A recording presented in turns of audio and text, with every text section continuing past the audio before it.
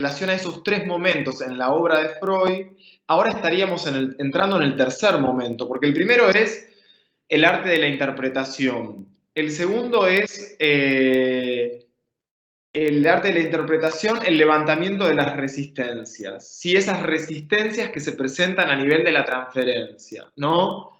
Recordar, repetir, relaborar, el ahieren, eso que se repite, que no se recuerda, ¿no? Ahí ubicábamos también la presencia del analista. Y ahora el tercer momento es la operación sobre las resistencias estructurales. ¿Sí? O sea, a lo que se apunta, ¿no? Es a poder, bueno, hacer un tratamiento en el análisis de eso, ¿no? De eso que se va a presentar en la clínica en relación a las resistencias estructurales del ello como compulsión a la repetición o en relación a las resistencias estructurales del superyo como reacción terapéutica negativa. ¿Sí? Bueno, esto es como un resumen de lo que vamos a ver en este módulo 2.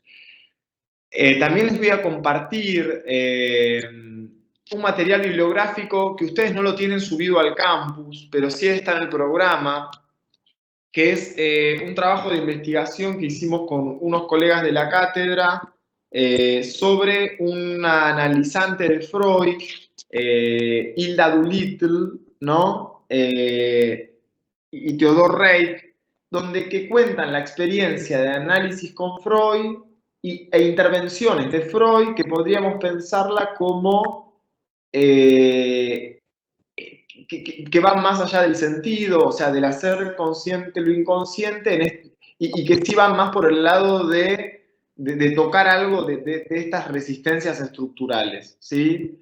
Eso es todo un laburo que venimos haciendo, que les decía, de las huellas freudianas desde la última enseñanza de Lacan, o sea, buscar, ¿no? En el mismo Freud, ¿no? Ciertas huellas de también un modo de intervención que iba más allá del sentido, ¿no? Del hacer consciente lo inconsciente. Bueno, ¿alguna pregunta hasta acá? Hola. Ah, Sí, hola. Sí, sí, también.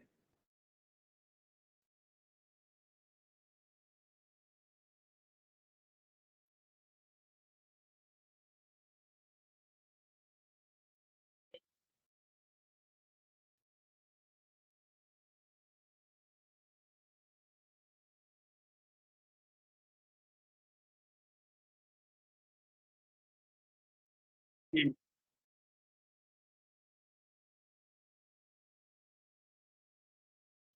A ver, la cuestión como de las aulas, de que sean aulas grandes, ustedes ya tienen las aulas incluso, ¿no? Ah, y saben cómo es la disposición o qué aulas eligieron? ¿Alguien estuvo mirando más o menos si estamos todos en...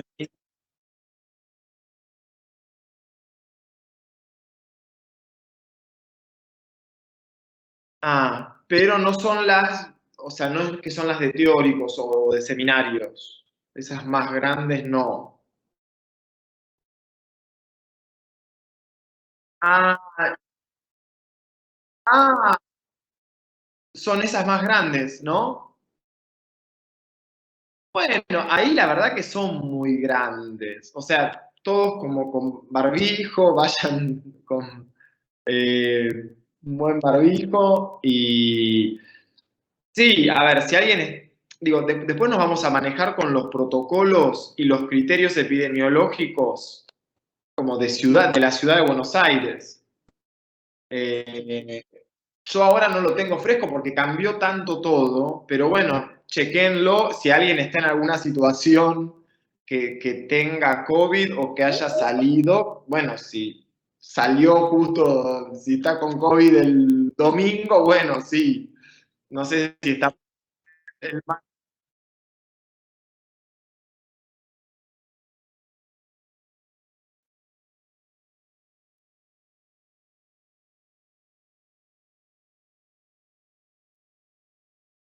Sí, no, no, pero está bien tu pregunta, María, está bien tu pregunta. A ver, lo que sí el que no vaya por un tema de COVID, sea por... A ver, tengo entendido que contacto estrecho ya no se necesita aislar, por ejemplo.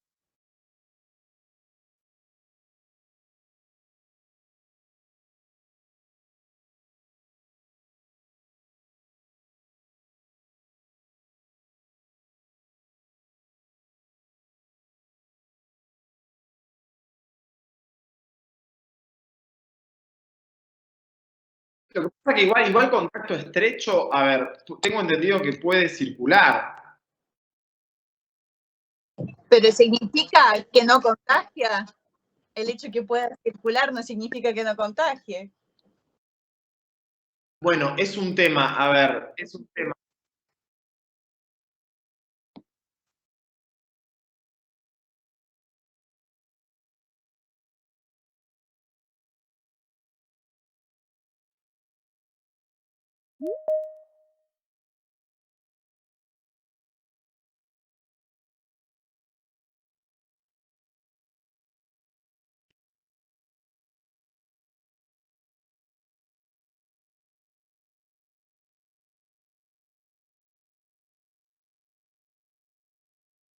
Sí, sí, a ver, lo que sí necesitamos es el que se ausente algún como comprobante o alguna certificación, porque si no, es como que, imagínate, uno plantea, ¿sabés la cantidad de mensajes que nos van a llegar y situaciones puntuales? Perdón, creo, perdón que interrumpa, creo que María va un poco en la línea, a ver si entendí que es la que también yo pienso, Sí, que pasa no por una cuestión de justificativo, que quizás es un poco, bueno, no sé, la ansiedad de decir, bueno, seguramente van a venir personas que tuvieron contacto estrecho, o sea, no sabemos, es como que igualmente no sé si hay esa respuesta. Como... Sí, lo que pasa es que hay cosas que ya son inabordables, sobre todo para ellos, para el profe, digo, ¿no? Me pongo a pensar, está el protocolo de alguna manera puesto, después queda en el fuero interno de cada uno respetar si uno tiene síntomas, si uno hizo el aislamiento, si uno tiene los días de encierro. Yo, por ejemplo, tengo el alta desde el día lunes. Lo que pasa que, bueno, el cuerpo sigue echado, sigue de vacaciones. Pero hay cosas que ya no, entiendo que ya no se pueden, que son inabordables, ¿no? Que quedan cada uno, respetar los protocolos, ¿no?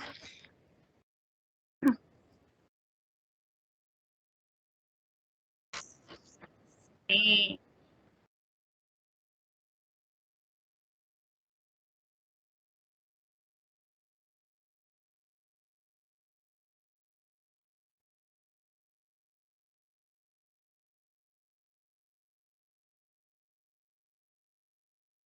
claro. Yo lo que claro, bueno, ahí está por como la ejemplo, responsabilidad. viajaba, me subí al micro, me podría haber subido igual.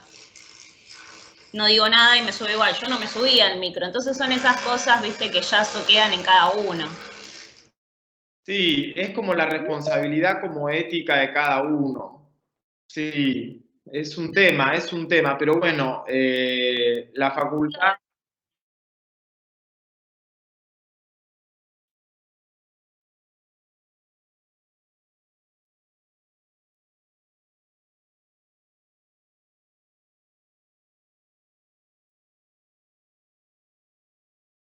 sí, sí, a ver, sí, me parece que son estas aulas, a ver, grandes, que son muy grandes. Vamos, bueno, abriremos todas las ventanas con mucha distancia y bueno, a ver, cada quien se cuidará también como más lo considere, o sea, bueno, obviamente con barbijo, vénganse, no sé, con doble barbijo. Máscara, bueno, en una época se usaba, todo sirve, digo, también para la tranquilidad de cada quien. Y bueno, y queda así, la responsabilidad de cada uno. Y sí, es un momento complejo, pero bueno, es probable que esto siga así, porque no se termina. Y por otro lado, a ver, es necesaria la vuelta como a la presencialidad, por lo menos en un mix, ¿no? porque, a ver, nosotros como docentes también lo que vemos es que, a ver, sí fue necesario como el aislamiento durante, en algunos momentos, como más acentuado, pero tampoco es como complicado sostenerlo eso en el tiempo, en el punto de todas como las deficiencias que después genera en ustedes, porque algunos, digo, son muy responsables, pero otros por ahí a ver, se sirven y desde los beneficios que da como la virtualidad y se ha notado mucho lamentablemente como y se ha como degradado el nivel, ¿no? Entonces es difícil, como me parece que esta manera, bueno, de que el parcial sea presencial, por ahí es un modo de seguir apostando sí, a la calidad educativa de ustedes, ¿no? Porque a veces se necesita como una cosa también como más como, sí, del parcial presencial, pero bueno, también facilitando que las clases, bueno, puedan ser de manera virtual. Y sí, la realidad es que hay muchos contagios, pero bueno, es una cepa también como no es el otro momento. No es el otro momento. Bueno, eh, ¿alguna otra cuestión administrativa?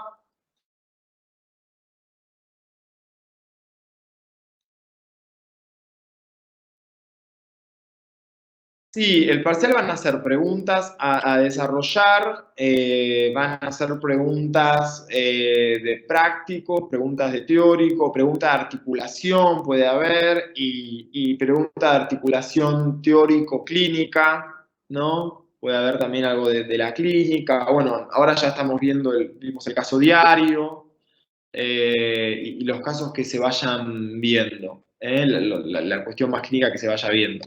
Bueno, ¿alguna otra pregunta? Yo, profe, Sí, una pregunta. Respecto a los 3 momentos de Freud, ¿no? sí. Respecto al lugar del analista, al lugar bueno, qué aparato psíquico conceptualiza en cada momento Freud. Eso tenemos que saberlo todo bien, porque, por ejemplo, al principio la obra de Freud se manejaba, bueno, por la interpretación, teníamos la tarea del analista era tratar de interpretar los dichos del paciente, teníamos un aparato regulado por el principio de constancia, todo eso, es decir, saber bien las diferencias de un momento a otro o... Sí, a ver, así como lo estás diciendo, más en general, no es que es el que se les va a preguntar, por ejemplo, bueno, explique la posición del analista en cada uno de los momentos de la obra de Freud. Sería como muy general. O sea, esto solo lo introduzco y lo vamos viendo y lo menciona Delgado en su tesis a modo por ahí como de contextualizar más, ¿no? Pero, a ver, no. Las preguntas van a ser más, por ejemplo, en relación, no sé, a regla de abstinencia, deseo del analista, como los conceptos como más duros, ¿no? Sobre los que ustedes también van a poder decir más, ¿no? Eh, sí, va a ir por ahí. Sí, porque de eso que vos preguntás, sí, por ahí podés decir eso y bueno, no mucho más, ¿no? Eh, Bueno, entonces, a ver, vayamos entrando en lo que sería el módulo 2, ¿sí? A ver, en el módulo 2 se abre con lo que es alteración del yo. Profe, perdón, Sí, yo tengo una duda sí, de fantasma. Creo que es del módulo 2 del es del módulo fantasma. 2. Ah, ¿ustedes ya lo vieron en teórico o están leyendo por ahí algunas cuestiones de fantasma? Sí, sí, estuvimos leyendo, lo vimos un poco en teóricos, eh, pero yo tengo una duda porque como con el concepto en sí, Sí, eh, me cuesta distinguirlo, no sé si capaz que tengo un lío en la cabeza. vale. Eh, Me cuesta distinguirlo de la fantasía. O sea, es como que por los conceptos los tengo como casi igual, casi lo mismo. No sé si es lo mismo con dos, son como dos nombres distintos para lo mismo, o yo me estoy confundiendo, porque no lo puedo distinguir el uno del otro. No, a ver, está bien, igual porque van de la mano. A ver, sí, el fantasma, digo, si tendríamos que pensarlo más desde Freud, se acercaría a la fantasía y a esa fantasía que Freud refiere en relación a pegan a un niño, a la segunda fantasía, que es una fantasía, pero que no es algo como tan del orden de lo recordado en el análisis, algo que el paciente como que trae, ¿no? En relación a la novela, ¿no? Que sí, por ahí eso podría estar más en relación a la primer fantasía de pegan a un niño, ¿no? Pero está más cerca de esta segunda, que tiene que ver con, a ver, con el soy azotado por mi padre, ¿no? Que Freud dice que es una construcción en el análisis, ¿sí? O sea, que es algo como que se construye en ese trabajo de análisis. Y el fantasma también. El fantasma, ¿no? Que va a ser como ese axioma, por eso ustedes tienen un texto que se llama el axioma del fantasma, ¿no? Que a su vez dice Miller en ese texto, bueno, el axioma es a la neurosis como los diferentes postulados son no a un axioma en lógica. Vieron que hace como esa analogía, ¿no? O sea, eso lo hace para justamente ubicar el punto de cómo el fantasma, ¿no? A ver, es lo que determina la neurosis, es lo que son como esas anteojeras con las que cada uno ve el mundo, ¿no? Que en Freud sería más, digo, podríamos pensarlo, una cosita y ya te dejo. Que en Freud sería como este segundo tiempo, soy azotado por mi padre, que Osvaldo dice en relación a eso, bueno, tiene que ver con un hacerse hacer y con el modo en que cada uno se hace hacer frente al otro. O sea, no es otra cosa que algo que nombra la posición de satisfacción de alguien, ¿sí? Y el fantasma va a ser eso, cuando uno llega a lo largo de su análisis a construir su posición fantasmática, es eso, su modo de pararse en la vida. Para decirlo así, muy sencillo, ¿eh? Ya lo vamos a ver en los testimonios de Pase, cómo los analistas llegan a construir ese fantasma. ¿Sí? Sí, que se entiende. Yo leí en la Sí, tesis Patricia. que Delgado plantea que el fantasma es uno solo y la modalidad de satisfacción sería la manera que se presenta en la fantasía. Eso, la distinción que hace él ahí en la tesis es como que, bueno, la manera de satisfacer, es decir, eso que está fijado ya, tiene que ver con el fantasma. Y después tenemos distintas fantasías que no son ilimitadas, pero que son muchas, que es como el sujeto se satisface a partir de esa fijación, bueno, que Freud hablaba del tema de cómo los caminos del síntoma, cómo se satisfacen en las fijaciones ya superadas y todo eso. Sí, está bueno esto que traes. Sí, porque a ver, sí, en el fantasma hay en juego una fijación al objeto. De hecho, la fórmula del fantasma es sujeto barrado losange A. O sea, el A, que en tanto objeto A representaría más como a lo pulsional, ¿no?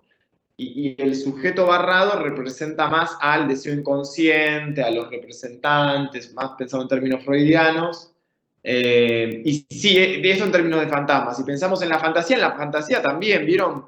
Cuando Freud trabaja fantasías histéricas y su relación con la bisexualidad y dice, la fantasía es la unión es la soldadura, la soldadura, no dice la unión, dice la soldadura entre una satisfacción autoerótica pura y una representación del campo del deseo. O sea, se sueldan esas dos cosas, hay como una fijación, eso es un modo como de fijación, pero en relación a esto que traía Patricia, en el axioma del fantasma, que ese es un texto que está en un libro que se llama Conferencias porteñas, que dictó Miller, creo que en Buenos Aires, bueno, no estoy seguro.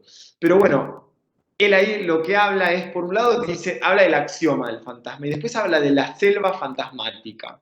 O sea que dice que el neurótico en un análisis atraviesa toda esa novela, esa selva, todo lo que va a contar, lo que me pasa con tal, con otro, y recuerdos de acá y de allá, para después, en un trabajo como de reducción, llegar a ese hueso, llegar a esa fantasía que es que ese axioma, que es la que va a determinar todo lo otro, ¿no? Bueno, se va a volver a trabajar, Fantasma lo van a trabajar en otro teórico también, y hay otros textos como el de uno que se llama El hueso de un análisis, que también lo tienen en la bibliografía, que habla de fantasma, que se trabaja creo en prácticos más adelante. Pero con lo que están pensando y diciendo en relación al fantasma, veo que lo van como entendiendo y captando. Es difícil, pero se va a ver una y otra vez y después vamos a ver los testimonios de Pase, que ahí se va a ver como la parte más práctica. Pero en relación a la compañera que preguntaba sobre fantasía, fantasma, no sé cómo es tu nombre. Carolina, perdón, tengo la Carolina, computadora medio sí, lenta. Sí, ¿te queda más claro ahí? sí. O sea, están muy relacionados. Es normal que se me confunda un poco, pero está bien, son cosas distintas, entonces no es que es lo mismo, no es que la fantasía de fantasma es lo mismo. No, no es lo mismo, ustedes no se atrevan a decir eso. A ver, es como, por ejemplo, no sé, en Freud, Freud no habla de fantasma, ¿no? Pero lo que más se acerca a eso es la fantasía, y especialmente estas fantasías a las que se refieren pegan a un niño y a esta segunda fantasía que se construye en un análisis, ¿sí? Que tiene que ver que es de carácter masoquista. Hay otro dato importante, que Freud dice que esta segunda fantasía de Pegamunio es de carácter masoquista. El fantasma encubre una modalidad de satisfacción masoquista. Pero bueno, así como, a ver, en Freud Freud habla de la regla de abstinencia y Lacan hace pie en eso para hablar del deseo del analista. Podríamos decir que también en este punto Lacan, bueno, sí, leyó a Freud y a partir de su obra y de hacer pie en lo que son las fantasías, pegan a un niño, él va construyendo, ¿no?, este concepto de fantasma, ¿sí? Pero no es lo mismo, porque agrega cosas Lacan. Por ejemplo, en la fórmula del fantasma está el objeto A, ¿no?, que es el invento de Lacan, que Freud no habla de objeto A. Entonces, no es lo mismo, pero podríamos decir que viene al lugar, ¿no?, de esas fantasías en Freud, y especialmente de esta fantasía a la que Freud refiere en pegar a un niño, ¿no? Bueno. Gracias, profe. No, de nada. Tan buenas las preguntas, hay muchas y está bueno que las traigan. Bueno, a ver, vamos a ver, alteración del yo. Que alteración del yo tiene como 3 estatutos, ¿sí? O sea, está la alteración del yo, a ver, que la vamos a pensar en relación a una escisión del yo, pero estructural, ¿sí?, como algo hasta constitutivo.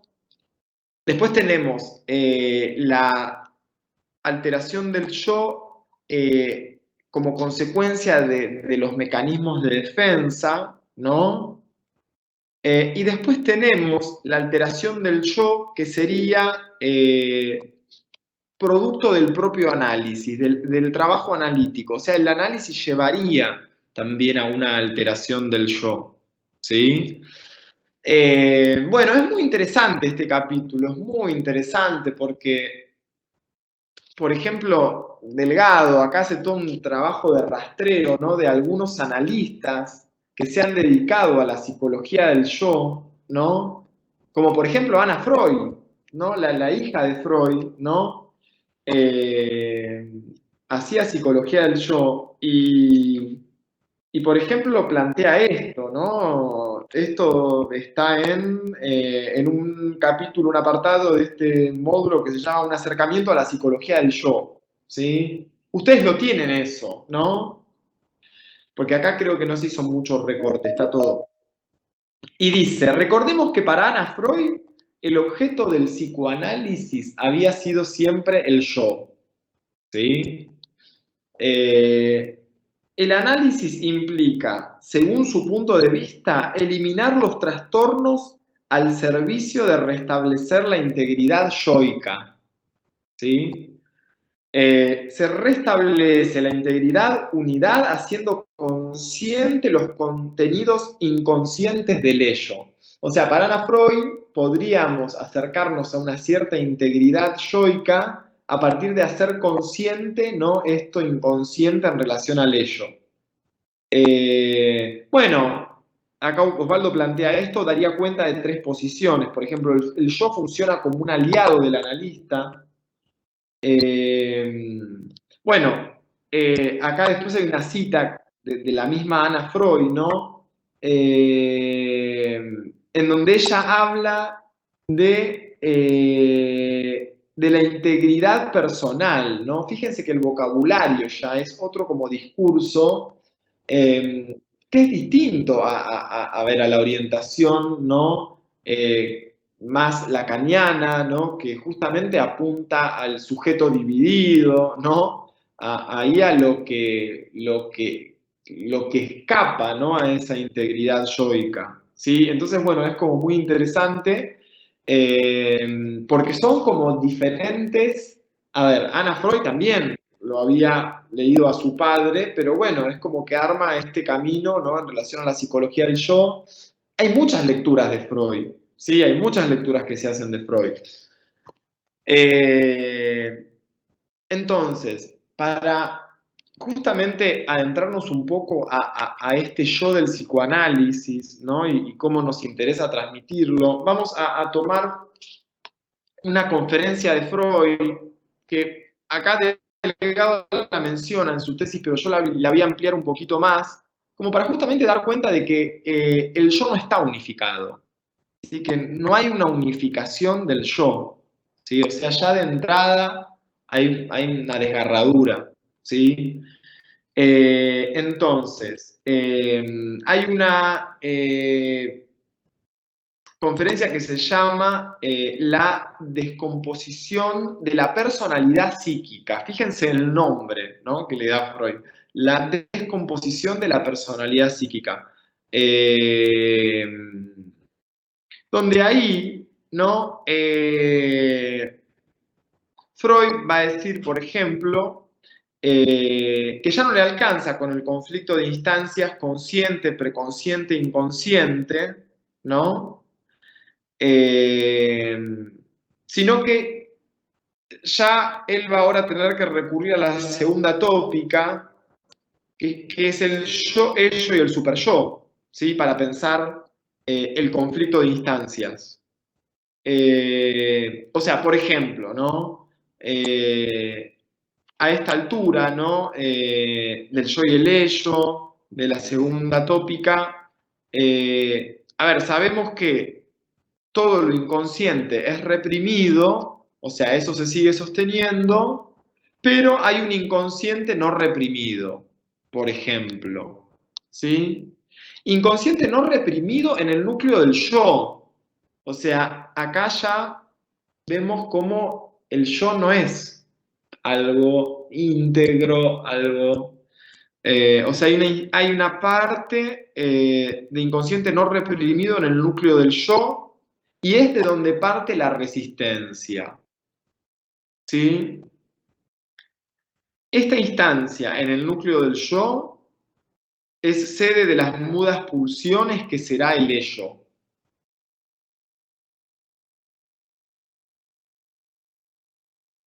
O sea, podríamos decir, el yo ya no es una unidad de completud, ¿sí? Ya no es un yo completo del narcisismo, Tampoco es un yo consciente, o sea, ya no podemos decir yo igual consciente, ¿sí? Porque en el núcleo del yo hay una serie de las mudas pulsiones que es el ello, ¿sí? Que tiene que ver con este inconsciente no reprimido. Entonces, que es justamente esto, ¿no? Esto diferenciado, desgarrado en su núcleo, es cindido estructuralmente, que se llama ello. ¿Sí? ¿Vieron esos dibujitos que Freud hace, el yo y el ello, ¿no? Para ubicar, ¿no? Esta cuestión. Bueno, que este a su vez es el punto en donde podríamos decir la gramática del ello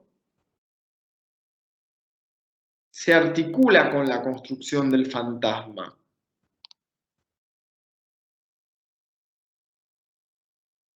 Y va a ser el nombre de una de las resistencias estructurales, las resistencias del ello. ¿Sí? O sea, que bueno, se presentan en el fantasma, ¿no? Entonces, esta resistencia del ello es la sede donde a su vez, ¿no? Toma fuerza el superyo. Sí, el superyo de dónde extrae su fuerza, ¿no? Vieron que el superyo es sádico, le exige renuncia, ¿no? Exige renuncia a la satisfacción. ¿De dónde toma su fuerza? Del ello, ¿no? Claro, Freud hablaba que el super yo hundía sus raíces en el ello, de ahí sacaba su fuerza. Claro, claro, totalmente, totalmente. Y a su vez el superyo como un lugar diferenciado, ¿no? También. Sí, tenemos el ello como un lugar diferenciado y el superyo también como otro lugar diferenciado. Como dos desgarraduras, ¿no? Bueno, después tenemos el yo, a ver, que sería solo un sector del ello organizado. Esa parte organizada del ello, dice Freud, que es el yo, ¿no? El yo que sería la parte organizada del ello. Que está modificado por su proximidad y el influjo del mundo exterior. ¿Sí? Hay una metáfora muy linda que Freud la trabaja acá en esta conferencia, que yo cuando la descubrí, porque no se trabaja en psicoanálisis, esta conferencia no se ve mucho, a mí me encantó porque explica muy bien la segunda tópica. Y acá hay un ejemplo, la pueden buscar, la pueden leer, que dice Freud, el caballo produce la energía, el jinete tiene el privilegio de comandar la meta, de guiar al movimiento fuerte del animal, pero entre el yo y el ello se da con frecuencia el caso no ideal de que el jinete conduzca a su caballo hacia donde él quiere ir. ¿Sí? O sea, la energía parte, ¿no? Del caballo, ¿no? Pero bueno, dice Freud, se da con frecuencia el caso no ideal de que el jinete conduzca a su caballo hacia donde él quiere ir. O sea, a veces el caballo se puede retobar, ¿no? Y que tiene que ver justamente con estas fuerzas pulsionales, ¿no? Y en el punto donde no hay un dominio. O sea, el yo mucho dominio no tiene. Por eso Freud habla, ¿vieron cuando Freud habla de los vasallajes del yo? El yo es un vasallo, ¿no? Es un siervo con respecto a quién. Con respecto a las exigencias del ello, ¿sí? El ello es amoral. Con respecto a las exigencias del superyo, el yo es sub-hipermoral. Y también con respecto a la realidad exterior. O sea, está tironeado de todos lados el yo, ¿no? Esto lo plantea Freud, inhibición, síntoma y angustia. Sin embargo, dice, bueno, ojo, también ejerce su poder, también, ¿no? Ahí cuando lo trabaja en inhibición, síntoma y angustia, dice, el yo es el que envía la señal de displacer y pone en marcha esos métodos de defensa frente a la exigencia pulsional y bueno, y sigue explicando. Entonces, bueno, a ver.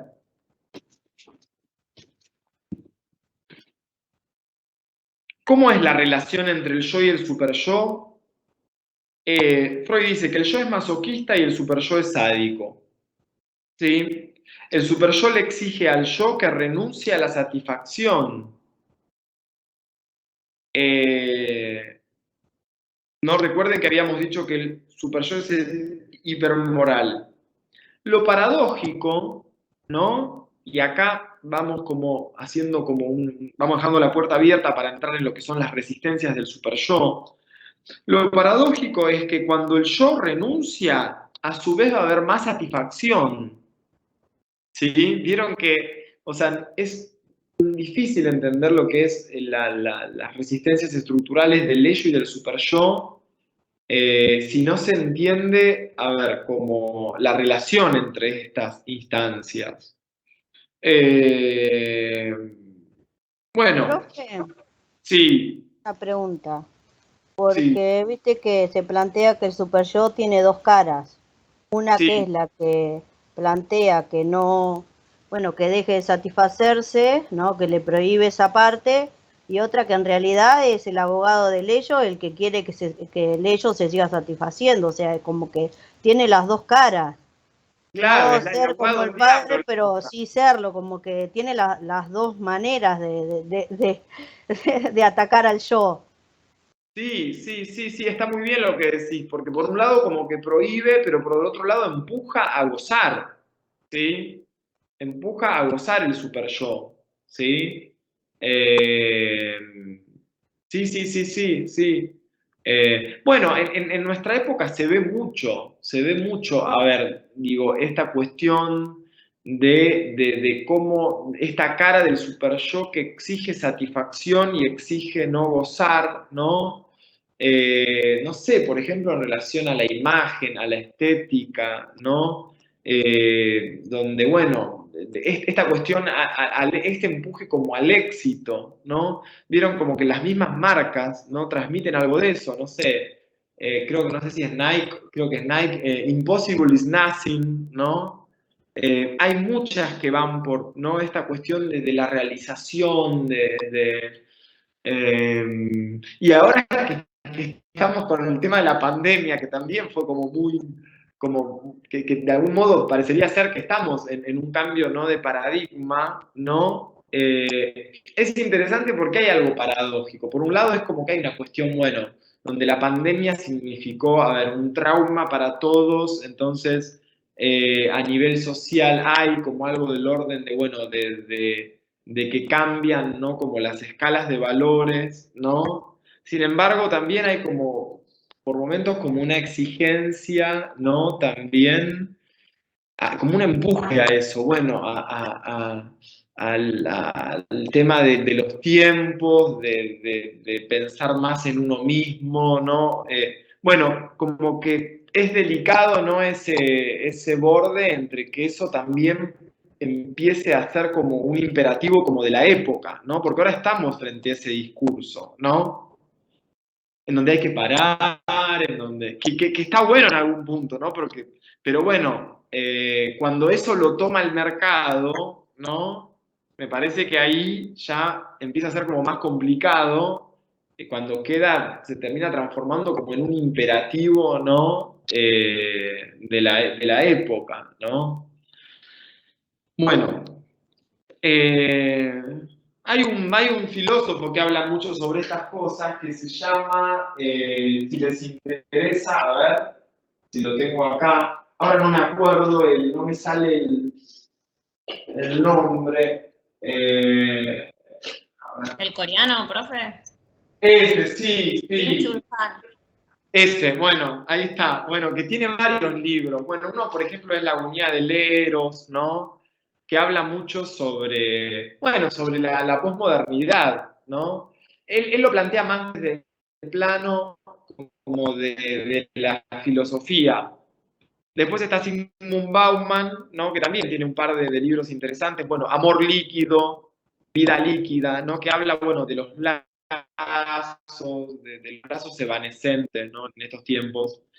Bueno, pero volviendo a lo nuestro, entonces.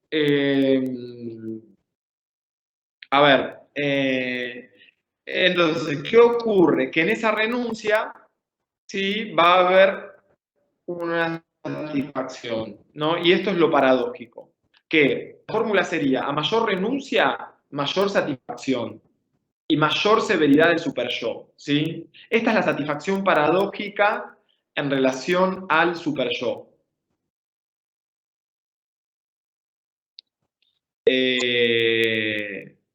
Que a mayor renuncia, mayor satisfacción. ¿Se entiende esto? Pues yo lo repito, pero lo podemos charlar. A ver, ¿y esto cómo se presenta en la clínica? Dice Freud, y lo plantea Delgado en su tesis, cuando habla de las resistencias del superyo. Se presenta en la clínica como reacción terapéutica negativa.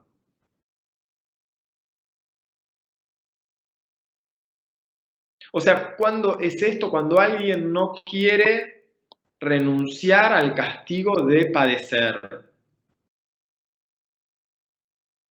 ¿Sí? Profe, acá estamos hablando de la pulsión de muerte, ¿o no? Sí, exactamente. Esto se puede, podemos hablar de esto, podemos decir todo esto que estamos diciendo, porque Freud ya tiene el concepto de pulsión de muerte. Sí, si no, no se explica, es como el fundamento, ¿no? La pulsión de muerte. ¿De qué justamente? De la satisfacción en el dolor. Claro. ¿Sí? Y esto es muy clínico. A ver, por ejemplo, no sé, viene alguien a empezar un análisis porque quiere dejar una relación, como se dice ahora, tóxica, ¿no? Que le hace mal, quiere dejar esa pareja.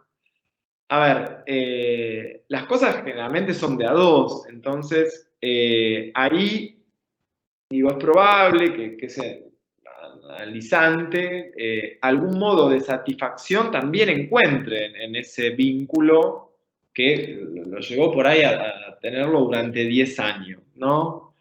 Si uno se pone en conductual y cognitivo y acompaña, ¿no? a que rápidamente pueda dejar, ¿no? Algo, ese lazo, después, a ver, en tanto no se pueda laburar algo de suposición, ¿no? Fantasmática, ¿no? De ese sujeto, o sea, otro partener va a venir ahí, ¿no? A a permitir que ese circuito de satisfacción busca, ¿sí? Y la reacción terapéutica negativa, bueno, justamente es eso, ¿no? A veces cuando hay analizantes que están en un momento, ¿no? Como importante del tratamiento, o sea, hay algo que se está conmoviendo, ¿no? De esa posición, ¿no? Como más masoquista, dicen, bueno, no me sirve tanto, no, vengo a hablar siempre de lo mismo, ¿no? Y uno dice, no, está en el mejor momento, algo como que se conmovió. A ver, yendo a otro plano, ¿no? Pero a veces se ve en la clínica de niños, ¿no? Que cuando también hay algún movimiento como subjetivo en el niño, ¿no? Y generalmente tiene que ver con cuestiones, a ver, como de autonomía, de poder separarse un poco de los padres, ¿no? A veces los papás quieren sacarlo del tratamiento, ¿no? Cuando hay algún movimiento, ¿no? Porque también para un padre, una madre, implica hacer como cierto duelo, ¿no? Esa caída, como hablábamos la otra vez, ¿no? De ese niño, ¿no? Como falo, ¿no? De esa madre. Entonces, ahí las cosas como que son de a dos, ¿no? Entonces, a veces pasa que ahí lo sacan del tratamiento. Sí, ¿alguien quería decir algo? Jonathan, sí, yo siempre digo, nadie se levanta un lunes y se quiere separar. Y lo digo en referencia a la renuncia del goce, ¿no? ¿Cómo se te escucha bajito? Sí, perdón. Que nadie se levanta un lunes y se quiere separar. Se te escucha muy bajito. No sé si puedes acercarte al micrófono. No, ahora Sí, después, ahí. ¿Ahí se escucha bien? Buenísimo.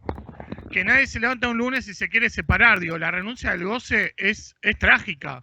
Ahí se te escucha. A ver, la renuncia al goce es trágica y es toda una decisión. Como padre en un hijo que está logrando independencia y en una pareja que termina siendo tóxica, pero al mismo tiempo necesaria, ¿no? Pero, Necesaria. es, Claro, pero eso que vos decís, totalmente. Jonathan, tiene que ver también con la viscosidad de la libido que habla Freud Sí. ahora en relación a investir el objeto y cómo es, y, es decir, los movimientos de la libido que va a plantear Freud creo que es en el texto del fin de análisis, me parece que habla de eso. Sí, es muy interesante, Patricia, esto que traes, porque bueno, la viscosidad de la libido está en relación a esas cicatrices en el yo, fijaciones, que dan justamente modos de satisfacción, ¿no? Que se repiten, ¿no? Y eso se articula con las resistencias del ello, ¿no? Pero la viscosidad de la libido tiene que ver con justamente eso, esa repetición donde la libido se satisface siempre de la misma manera en relación a esas fijaciones, ¿no? Y bueno, el análisis justamente va a apuntar a producir como un estado neocreado, ¿no? Ahora vamos a ver, porque también produce una alteración del yo, ¿sí? Y acá nos vamos adentrando, a ver, de a poquito a eso, a lo que es la alteración del carácter. A ver, por un lado tenemos, a ver, podríamos decir, escisión del yo, ¿sí? Que es más estructural, ¿sí?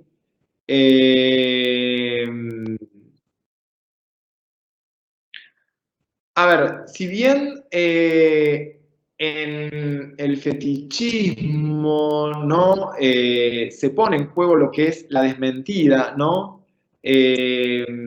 Podríamos decir que hay algo en la neurosis, ¿no?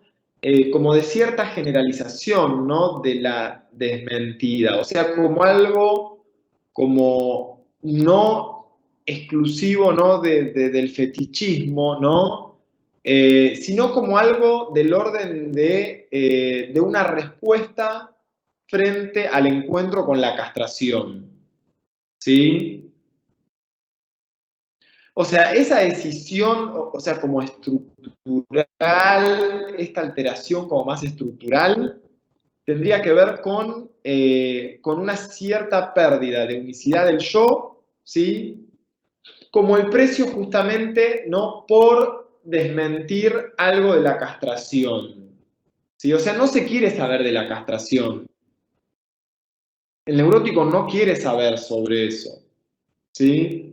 A ver, hay como diferentes nombres para la castración, pero podríamos decir el neurótico no quiere saber que no sé si lo pensamos en términos del primer Freud, que el objeto está perdido. No quiere saber que no hay la satisfacción plena de la pulsión, ¿sí? Ese es un nombre, por ejemplo, de la castración en Freud. Sí, que no hay la satisfacción plena de la pulsión. Entonces, acá en la tesis, en la página, cuando Delgado habla del yo y la escisión, va a decir, bueno, toma el fetichismo, ¿no? Para tomar lo que hay en común y estructural para todos, pero también, a ver, hace como una diferencia, ¿no? De qué es lo que específicamente ocurre en el fetichismo, ¿no? Y va a decir, a ver, Freud va a formular que la desmentida no la llamo solo en los sujetos fetichistas, sino que está presente en el campo de las neurosis. Por eso hablábamos de esto de como una cierta generalización de la desmentida, ¿no?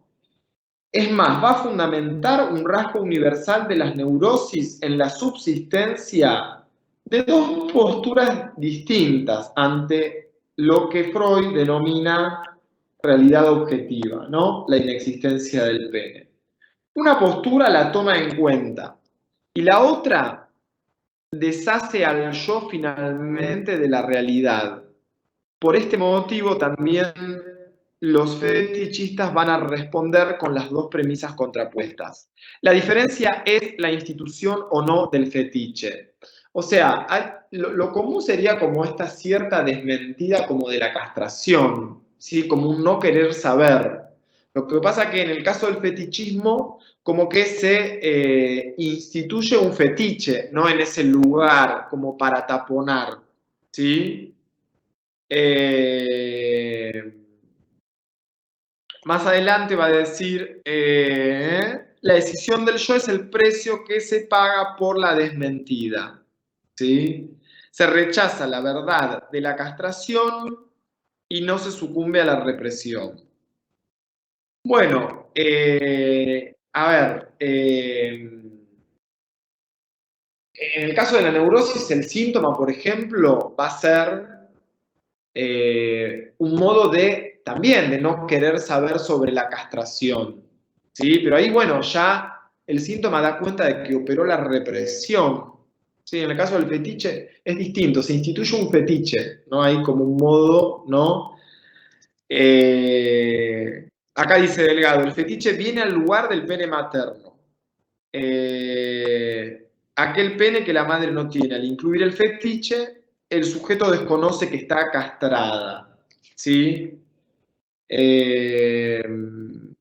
Bueno, tampoco nos vamos a centrar en lo que es el fetichismo. Después habla Delgado de la diferencia con la fetichización, que eso es interesante porque tiene que ver con la fetichización, lo ubica como algo más, como un rasgo más de la neurosis, ¿no? Y con algo de ciertas como condiciones no eróticas que tienen que ver con la fijación, ¿no? Y con esto, a veces hay rasgos fetichistas en la elección, ¿no? Bueno, que tenga el pelo de determinada manera o los ojos, ¿no? Eso es muy común, ¿sí? Pero es otra cosa, es otra cosa. Bueno, lo que nos interesa extraer de acá fundamentalmente es que hay una decisión estructural que es producto, consecuencia con el encuentro con la castración, ¿sí? Eso produce, produce una decisión, ya hay como una pérdida inaugural, ¿no? Una pérdida, siguiendo la cuestión esta de la unicidad, hay una pérdida de la unicidad yoica que es inaugural. Hay otra referencia que les traje que está acá. Profe, una En lecturas pregunta. freudianas que habla de esto, Delgado, en la página 91, que habla como de una decisión. Una Sí. pregunta. Esta decisión Y la estructural, última cosa, ¿se escucha? sí. ¿Tiene que ver con el ingreso del niño al lenguaje, esa fragmentación? Ahí se te cortó, ahí se te cortó. Si tiene que ver con esa entrada al lenguaje que habla Lacan en relación a la fragmentación, que después dice que hay otro momento que como que se unifica. Eso estructural, digo, esa excisión. Sí. Porque no logro como hacer la distinción entre la excisión estructural y la excisión a partir de los mecanismos de defensa que Freud plantea en el texto, la excisión del yo en el proceso defensivo. Viste que él habla de... Sí. Habla de, Sí, bueno, sí, cómo no, se es maneja. interesante, Patricia. Es muy interesante, Patricia, esto que traes. ¿Pueden seguir a la compañera con su pregunta?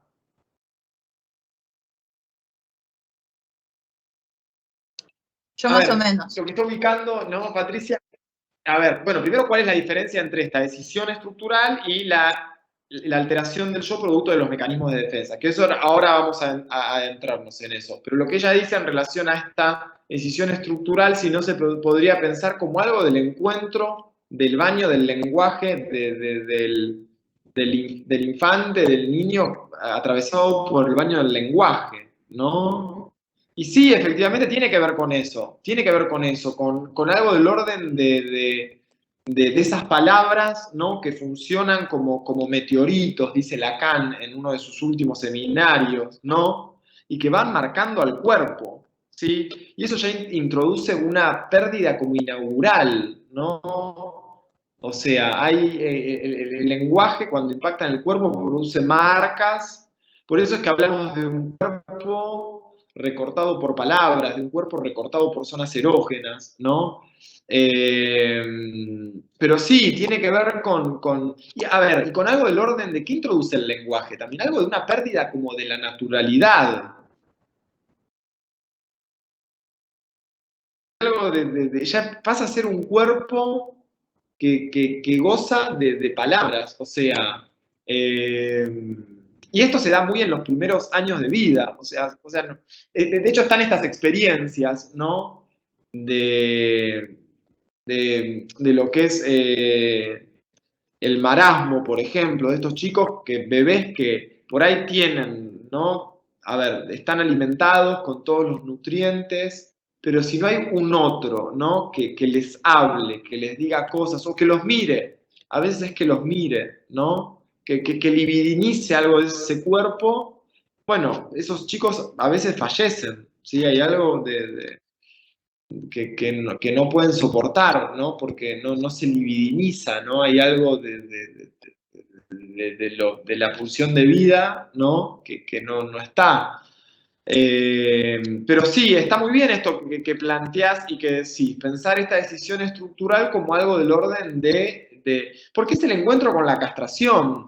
A ver, en Freud la castración es el encuentro con la castración en la madre, pero en Lacan la castración estructural es el lenguaje, está del lado del lenguaje. ¿Eh? Entonces ¿Se escucha? está muy bien. Sí, Quería hacer una analogía a ver si quizás puedo llegar a entender también esto que traían del lenguaje. El encuentro con el lenguaje también es una forma de la introducción del mundo exterior, en el sentido de estos amos que también vasallajan al yo. O sea, no es también como la imposición de este último amo que también aparece.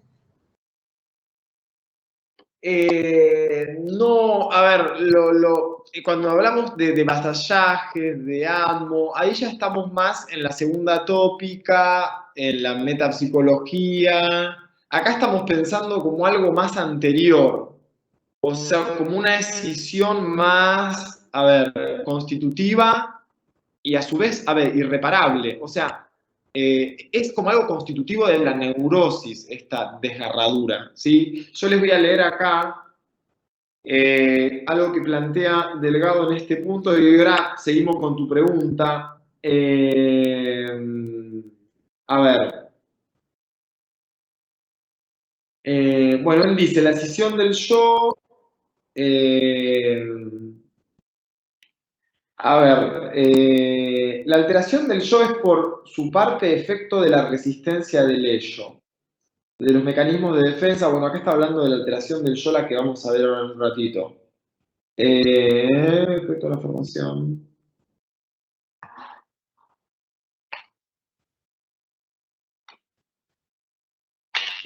A ver.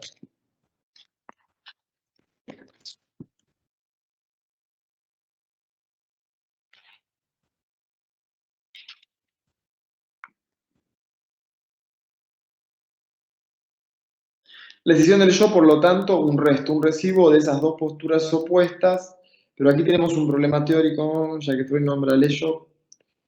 No, habla más de la, bueno, de la otra, de la alteración del yo y los mecanismos de defensa. Sí, no quiero, va a ser confuso esto. Sí, a ver, María, ¿querías decir algo?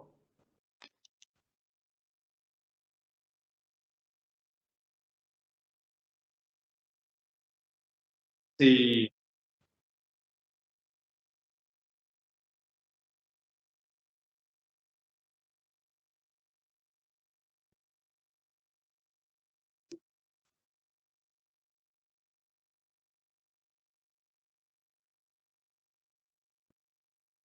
No, a ver, sí, si queremos pensarlo como más desde el proyecto, desde el momento mítico, vivencia de satisfacción, sí, sería como algo muy de entrada, ¿sí?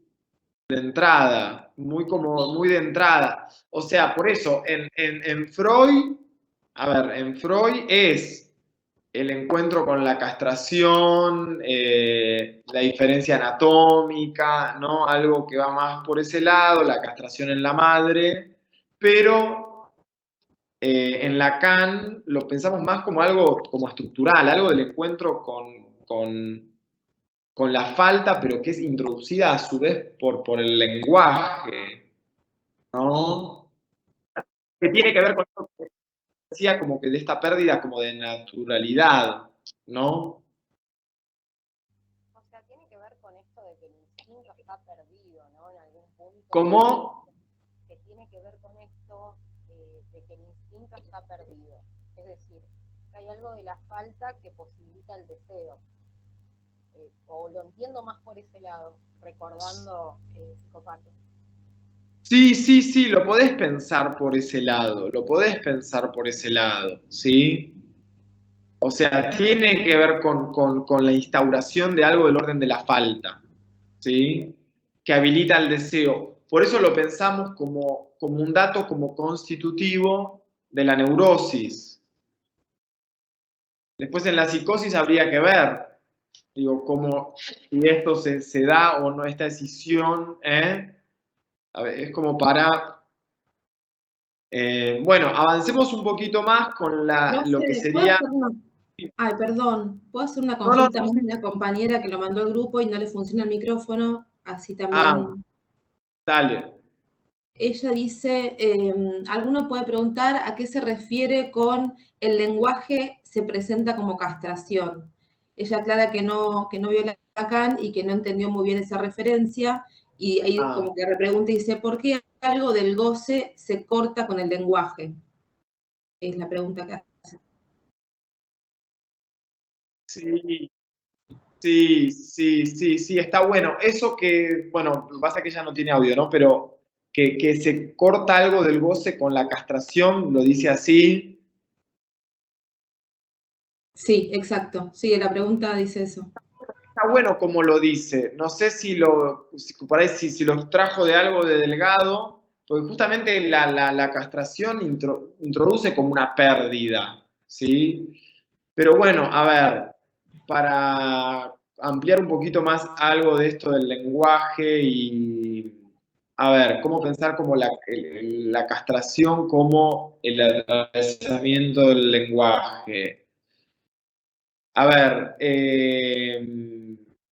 Profe, sí, en Lacan, a ver, podemos pensar como, sí, no, digo que Lacan planteaba que al introducirse en ese baño del lenguaje se pierde algo, dice, el instinto está perdido, se instaura ahí como la falta estructural, porque no todos los significantes, no se puede significar todo, siempre hay algo no bueno, significable. lo están diciendo ustedes, eso, todo lo que están diciendo es respuesta a lo que están preguntando, es eso. ¿Quién te lo dijo? No digo que Lacan planteaba eso. Sí, exactamente, Patricia, tiene que ver con eso. O sea, a ver, no me quiero meter en cuestiones como muy lacanianas porque no son necesarias ahora simplemente esto, pero, a ver, sí, Lacan lo que va a plantear es, a ver, que el otro del lenguaje, ¿no? Está barrado, o sea, está castrado. ¿Qué quiere decir? Que en el otro no están todos los significantes que puedan como nombrarlo, ¿no? Lo que es, ¿no? Hay una falta, ¿sí? Bueno, eso se va transmitiendo, ¿no? Pero es esto, a ver, la castración del lenguaje es que hay algo del significante que no puede terminar de atrapar, ¿sí? Algo del goce, ¿no? Entonces hay como una pérdida igual, hay una iancia, hay La no decisión una sexual, decisión, ¿no? sí, en ese Tenemos punto es... esto que no hay una complementariedad nunca. La no relación Bueno, sexual. otro nombre de nombrar esto es, la castración estructural, otro nombre de la castración estructural es el no hay relación sexual. Eso es algo como lacaniano, ¿sí? Pero para pensarlo en términos freudianos, para los que no vieron Lacan, que no se angustien y puedan entenderlo sin necesidad de entender Lacan, en Freud no hay objeto predeterminado para la pulsión, no hay la satisfacción plena. ¿Y eso por qué se da a su vez? ¿Por qué no hay porque hay una fijación? O sea, ¿y la fijación por qué se da? Por el lenguaje. O sea, el baño del lenguaje marca el cuerpo. Eso da una modalidad de satisfacción y desvía eso natural, que no está, porque está desviado porque hay fijaciones. ¿Se entiende? O sea,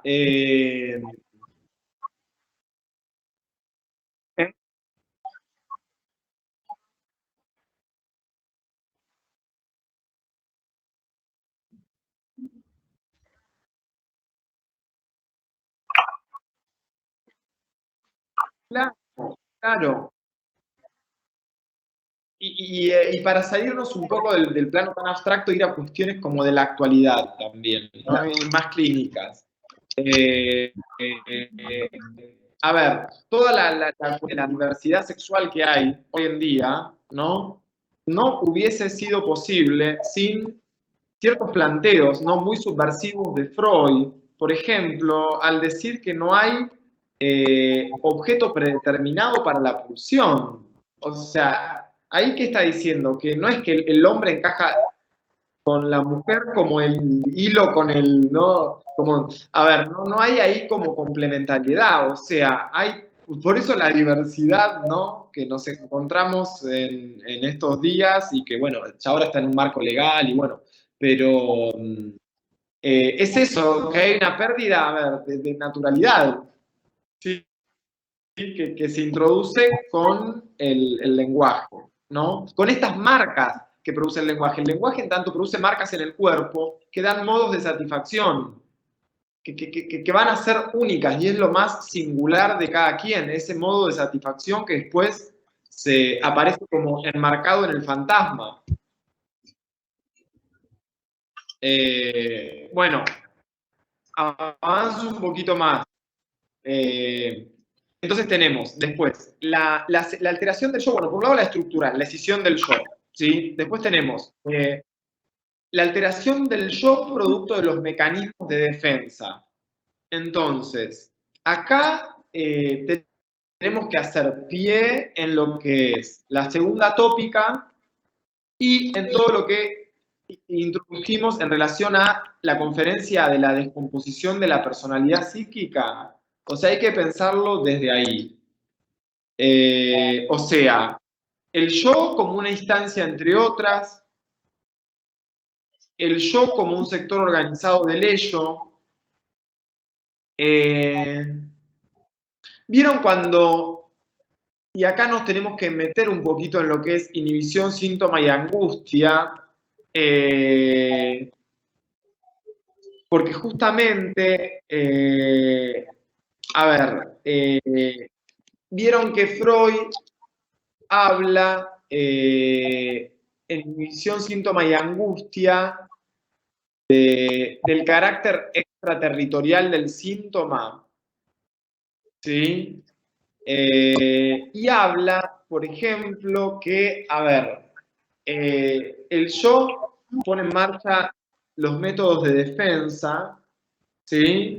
Pero ¿qué ocurre? A veces hay algo, ¿no? Freud habla en inhibición, síntoma y angustia del carácter no influenciable de la pulsión. O sea, como que hay algo de la pulsión, ¿no? Que escapa y que retorna por algún lado. Entonces, Freud habla justamente ahí de que el síntoma se presenta como extraterritorial. ¿Sí? Y es ahí mismo donde habla, ¿no? De esta compulsión a la síntesis, ¿no? En el punto que el yo va a intentar como incorporar al síntoma a su yo, ¿no? Y ahí tenemos toda la cuestión de la egosintonía, ¿sí? Bueno, ahí en inhibición, síntoma y angustia, Freud después habla de los síntomas de la neurosis obsesiva y de cómo, a ver, de cómo aquello, ¿no? Con lo cual nos defendemos, ¿sí? Se vuelve, ¿no? Como una satisfacción en sí misma. Eso se ve mucho, ¿no? En la neurosis obsesiva, en todas las, no sé, las prohibiciones del obsesivo, que justamente esas prohibiciones dan cuenta de que se están poniendo en juego los mecanismos de defensa, pero que aquello con lo que me intento defender se vuelve como una satisfacción en sí misma. ¿Sí? Entonces, bueno, ahí estamos justamente más en un yo, ¿no? Que está sometido a las invasiones del ello. Y en ese punto también se ve que es se ve que justamente que es un yo, ¿no? Este yo de la segunda tópica, desgarrado, escindido, porque que en su núcleo tiene mociones pulsionales del ello, ¿no? Hay otra parte que está desgarrada que es el super yo, ¿sí? Entonces, a ver, toda esta segunda tópica y este modo de pensar al yo, ¿no? En relación a estas distintas instancias, nos permiten ubicar una alteración del yo producto de los mismos mecanismos de defensa, o sea, producto de las mismas, a ver, como articulaciones entre estas instancias, ¿sí? O sea, así como en la primera parte ubicamos, bueno, la escisión del yo, ¿no? Producto de ese encuentro con la castración, de ese, ¿no? De ese primer encuentro, ¿no? Como constitutivo, acá también vemos como también hay un yo desgarrado. No es que el yo tiene un dominio y pone en marcha los métodos de defensa y ya está. No, el yo en su núcleo tiene ello, tiene un sector desgarrado que es el super yo, y bueno, y todo eso explica, ¿no? Esta otra como alteración del yo, ¿sí? A ver, lo que pasa que, bueno, tiene una que ver con la otra, no es que están tan separadas, ¿sí? Porque esto lo transmitimos así como a modo didáctico, que hablamos como de tres alteraciones del yo. Una, la estructural, otra, la de producto del conflicto de instancias, y la tercera que es la que se lleva adelante en un análisis, donde también se altera el yo, ¿sí?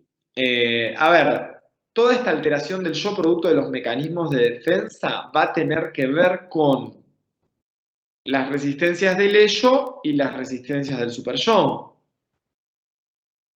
¿sí? Que son otros dos capítulos que ustedes tienen en la tesis. Sí, vayan preguntando.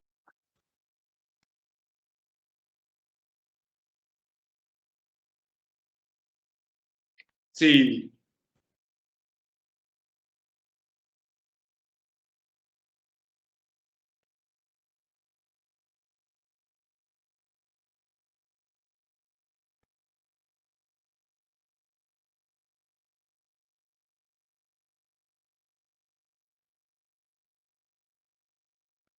Sí.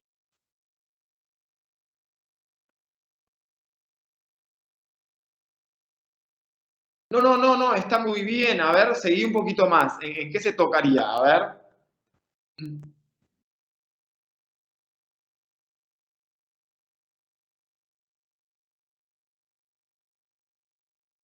No, pero a ver, lo que vos decís, a ver si yo lo digo y es lo que vos estás diciendo, a ver, pero, porque, a ver, como que vos lo que planteás es que la construcción, a ver, como que tiene que ver con esto en el punto en que la construcción apunta a tocar algo de estas resistencias estructurales.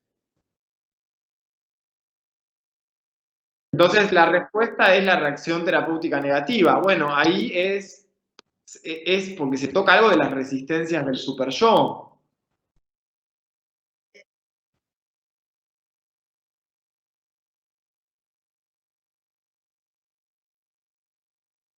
Sí, sí, porque bueno, son como muchas cosas, pero está bien como lo estás pensando. ¿Se entiende? ¿Se puede ir siguiendo más o menos lo que es esta alteración del yo, producto de los mecanismos de defensa? Y que también se relaciona con la compulsión a la síntesis, ¿no? La compulsión a la síntesis, ¿no? Es como un intento como de unificación, ¿sí? Por eso yo les hablaba esto de, bueno, de que Freud la inhibición, síntoma y angustia, que Delgado lo toma. Bueno, el yo ¿qué hace con el síntoma, ¿no? Porque a veces el síntoma, dice Freud, tiene este carácter extraterritorial. Bueno, trata de incorporarlo, ¿no? Hacerlo egosintónico. Y en eso, ¿qué hace? Refuerza la fijación. En eso dice, refuerza la fijación del síntoma. ¿Eso O sea, cuando que se es un presenta arma. como rasgo de carácter? Claro, claro. Bueno, por eso es un arma de doble filo, porque después se presenta como rasgo de carácter y eso da cuenta de las resistencias estructurales. El yo Claro. soy así. El En la yo soy clínica así. se constatan, bueno, no, yo soy así, pues soy precavido, por eso vuelvo 3 veces a revisar la cerradura, por ejemplo. Claro, justamente, bueno, esa es como la encerrona, ¿no? A la que llevan, ¿no? los mecanismos de defensa. Porque eso de lo que te intentás defender, por ejemplo, el obsesivo, que, a ver, se fija 20 veces que esté cerrada la llave del gas, ¿no? Eso podríamos decir que es un síntoma, ¿no? Como de defensivo secundario, ¿sí? O sea, ahí se intenta defender de esa representación obsesiva, no sé, de ese temor al gas, defendiéndose como, bueno, cerrando el gas. Lo que pasa es que eso se vuelve compulsivo, ¿no? Y como decís vos, bueno, es un rasgo de carácter, no en el punto bueno, sí, soy precavido, no es que sos precavido, sino que es una modalidad de satisfacción que se sostiene en las resistencias, en estas resistencias estructurales, que a su vez se sostienen en la pulsión de muerte, en una satisfacción en el dolor, porque, a ver, en definitiva, el neurótico, el obsesivo, sufre, la pasa mal, renuncia, pasa 2 horas antes de acostarse porque tiene que mirar el gaso antes de salir, ¿no? Sí, Y el justamente analista sí debería apuntar a desestabilizar, a marcar esa genidad en todo caso del síntoma, en ese síntoma poder cortar con esa identificación.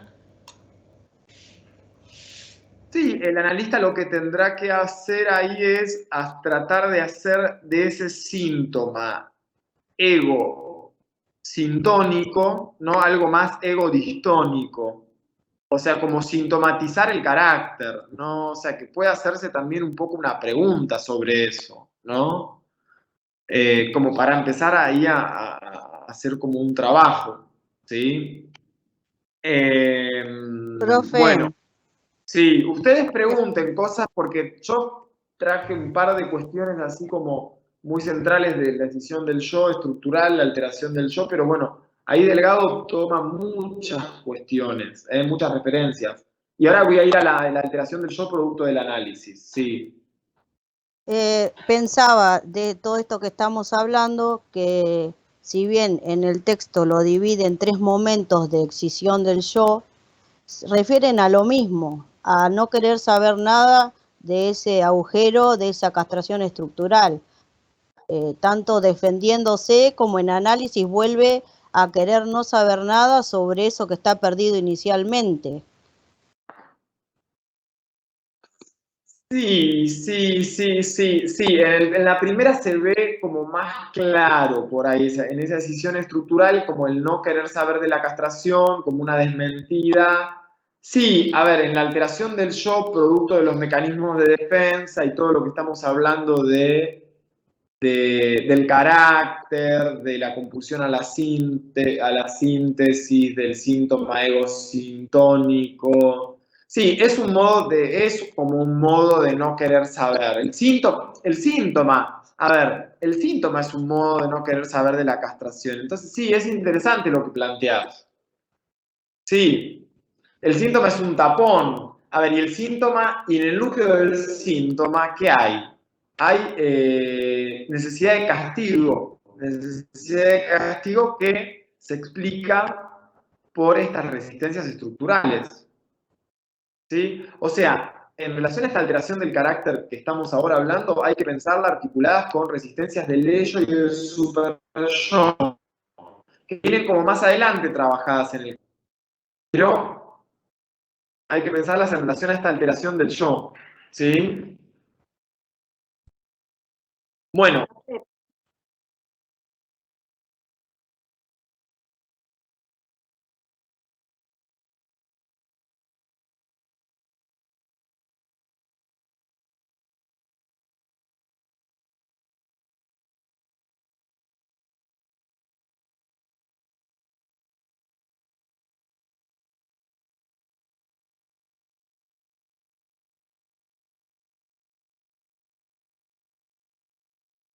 sí, exactamente. Bueno, vayamos ahora por eso a la tercera alteración del yo producto del análisis y hoy no vamos a llegar a ver el ejemplo clínico de, por ejemplo, cómo Freud, en un caso, ¿no? En el caso de Theodor Reik, que fue un analizante de él, testimonia de cómo Freud con una intervención conmovió algo de estas resistencias estructurales y de su posición fantasmática.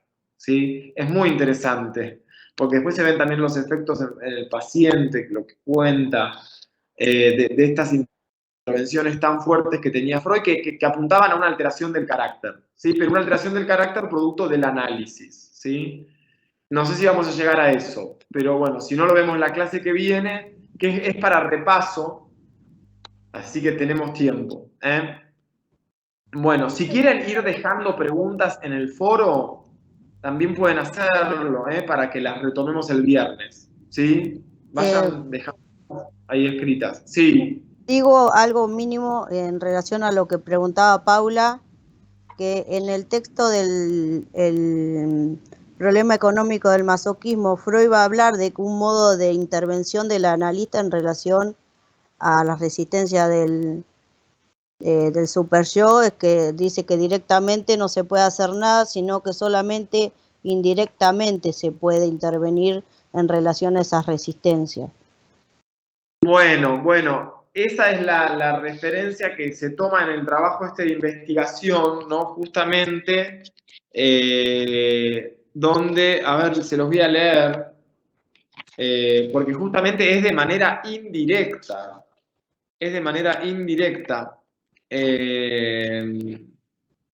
y no va por la vía de hacer consciente lo inconsciente.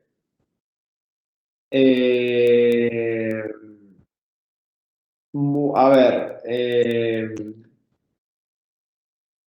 bueno, les leo un poquito. Por ejemplo, acá planteamos, en 1937 la construcción como operación respecto de las resistencias estructurales. Se corresponde con una manera de concebir el quehacer del analista en esta época y está ligado a la problemática de la conclusión de los análisis en relación a la castración estructural. ¿Sí? Porque el análisis tiene que también, dar cuenta de poder asumir, confrontarse con algo de esa castración. ¿No? Bueno, acá en algún momento estaba esto de lo indirecto, pero bueno, lo trabajamos después la semana que viene, porque no lo encuentro ahora. Bueno, a ver, vayamos a la alteración del yo producto del análisis. Entonces tenemos... una última cosita que está buena agregar es, por ejemplo, esto lo tiene en la página 160 de la versión bueno, una de las versiones dice, en el intento de suturar lo escindido, los mecanismos de defensa se vuelven ellos mismos un peligro, ¿sí? Esto es lo importante, ¿no? Que esos mismos mecanismos de defensa se vuelven ellos mismos un peligro, porque fijan la satisfacción. Bueno, entonces, la tercera alteración del yo. Sí. Sí.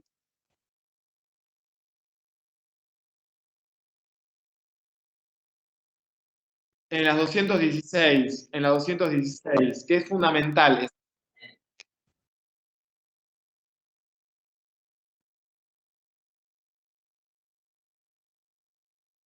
Ahí está, perfecto. Bueno, después tenemos la alteración del yo producto del trabajo analítico. A ver, podríamos decir que a diferencia, ¿no?, de las otras dos alteraciones, la del análisis no va a intentar, ¿no?, suturar, ¿no?, esa decisión, sino que todo lo contrario, va a buscar, ¿no?, como dice Freud, un estado neocreado, ¿sí?, producir algo distinto, ¿sí? Punto 1. O sea, un estado que nunca preexistió, ¿sí? Esto también lo podemos llamar rectificación del proceso represivo originario.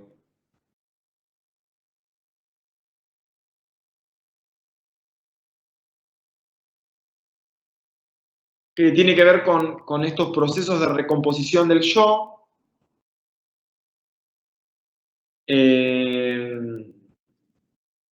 O sea, sería hacer algo con lo cuantitativo, ¿no?, que no sea la compulsión a la síntesis, ¿no? Porque la compulsión a la síntesis, ¿no?, lo que lleva es a reforzar esas fijaciones que dan modos de satisfacción masoquista.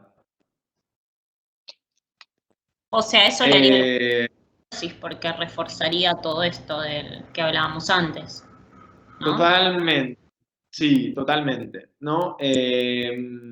Bueno, y justamente, a ver, yendo al tema nuestro, la adquisición de la aptitud del analista también apunta, ¿no?, a que se pueda hacer algo distinto con lo cuantitativo, ¿no?, más allá de esto compulsivo, por ejemplo, que se ve en la neurosis obsesiva, ¿no? Bueno, Miller habla de, en el fin del análisis, una nueva alianza con el goce, ¿no? Bueno, y sin ir más lejos, Lacan, en el seminario 11, se pregunta, bueno, ¿cómo vivimos la pulsión una vez atravesado el fantasma? O sea, la pulsión no desaparece, pero una vez que algo del fantasma se puede construir y que algo de esa satisfacción masoquista cae. O sea, ¿qué pasa con la pulsión? Bueno, habrá que ver cómo, ¿no?, nos podemos satisfacer no pasándola tan mal, ¿no? La neurosis es eso, ¿no? La neurosis hace que una modalidad de satisfacción a partir de una fijación necesaria y se repita de por vida, ¿sí? Si no es por algo que pueda llevar ahí a cierta conmoción, ¿no? ¿Qué sería esta alteración del yo? Producto del análisis. Bueno, la herramienta que tenemos en Freud es la construcción como el máximo intento, ¿no?, de tocar la pulsión por medio de la palabra, ¿sí? Va a haber otros modos en que el analista puede tocar algo de esto, con el silencio, por ejemplo, el silencio, el corte de sesión, ¿sí? Bueno, y otras maniobras. Bueno, ¿alguna otra pregunta? Entonces, esto de atravesar el fantasma que se logra con el análisis, ¿tiene algo que ver con, por ahí está mal lo que voy a decir, a ver si me explico, con generar cierta conciencia de estos puntos de fijación? O sea, no sé si está bien decir hacerlos conscientes, pero estar advertido, o sea, algo de eso tiene que ver con esta alteración del yo producto de la terapia. Sí, tiene que ver con estar advertido y poder hacer algo también, porque no es solamente, porque uno puede saber de cómo se satisface de manera masoquista y no poder correrse de eso, ¿no? O sea, no estamos solo en el plano como de ser consciente o inconsciente, tiene que ver con estar advertidos. De hecho, a ver, creo que en el texto de, sí, es ahí en el axioma del fantasma, Miller da una metáfora muy linda, ¿no?, en relación a la construcción del fantasma y dice, es como estar en el teatro viendo la obra pero desde bambalinas, ¿no? O sea, como poder ver cómo se mueven, cómo se produce esa obra, ¿no? Pero desde otro lugar, ¿no? Y es eso, el análisis tendría que llevar a un cambio de posición subjetiva, ¿sí? Pero sí, tiene que ver, está muy bien eso.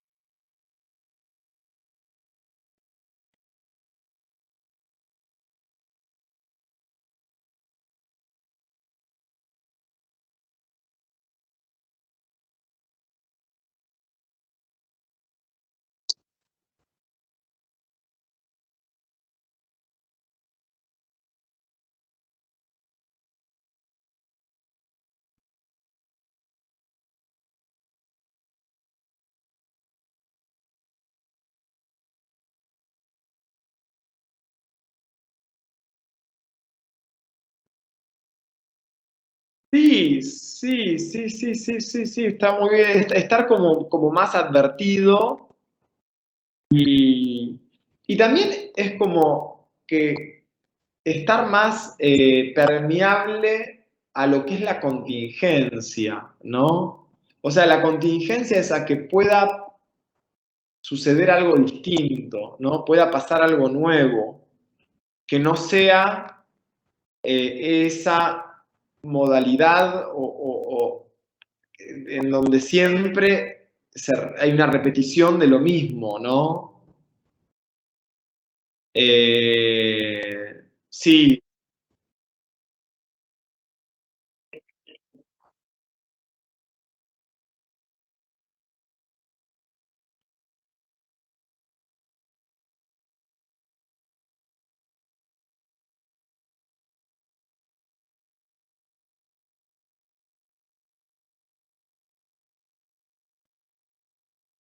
claro, bueno, por eso es como un tratamiento sobre la pulsión de muerte, sobre el masoquismo y sobre, sí, ese penar de más, ¿no? Como neurótico, ¿no?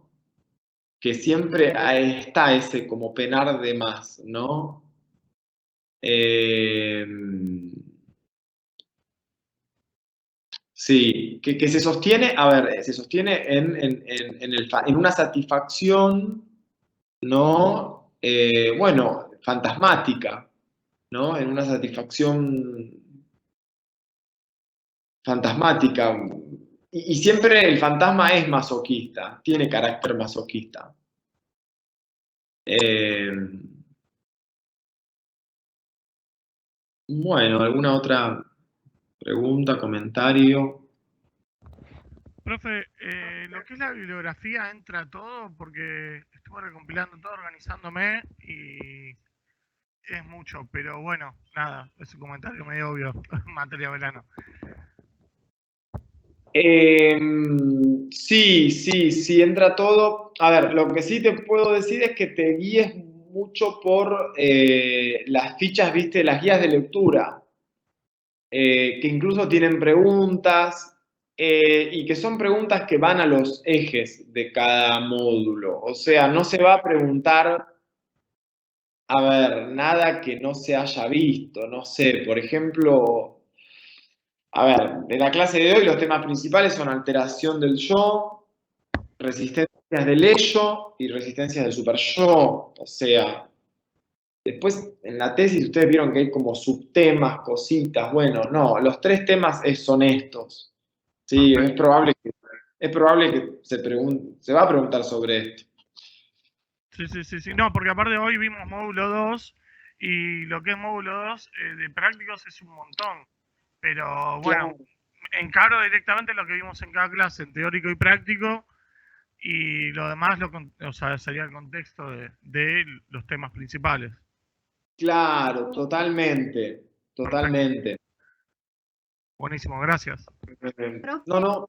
Tengo una pregunta con eso, porque yo estuve viendo las guías de lectura y, por ejemplo, en las clases de teóricos se ve cosas de Lacan, de hecho hay grafos de Lacan y todo, y entonces me llama la atención porque las guías de lectura no hay sobre Lacan, hay mucho más en relación a Freud, entonces no sé hasta qué punto estudiar también Lacan, a qué punto profundizar.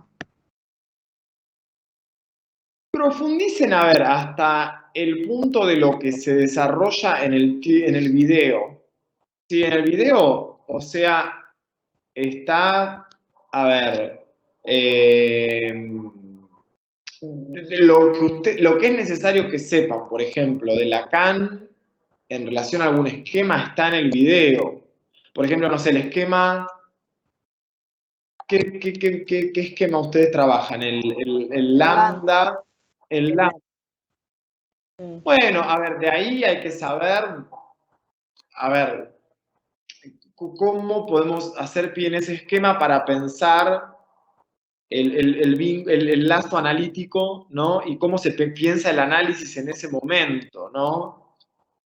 Cuál es el lugar del analista, que no es el lugar del plano imaginario, sino que es el lugar del gran otro.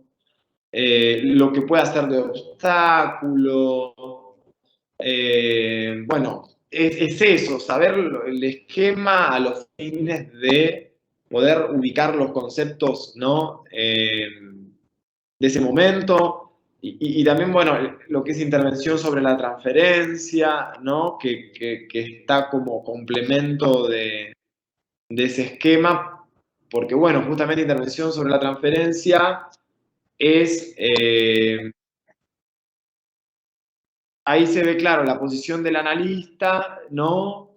Como el que va produciendo una escansión, ¿no? En el discurso, bueno, en este caso en Dora, que llevan a esas inversiones dialécticas, ¿no? Y que da lugar a nuevos desarrollos de verdad, ¿no? Bueno, en ese momento del esquema lambda, el análisis se pensaba, ¿no? Como un movimiento en relación a la verdad, ¿no? Del sujeto, ¿sí? De que pueda haber una palabra plena, de que... Bueno, eso es el analista ubicado en ese lugar, ¿sí? Pero sí, no es que se les va a preguntar, a ver, desarrollen el esquema lambda de Lacan, no va a haber una pregunta así, como... Porque eso es una partecita de la clase. Sí lo tienen que saber.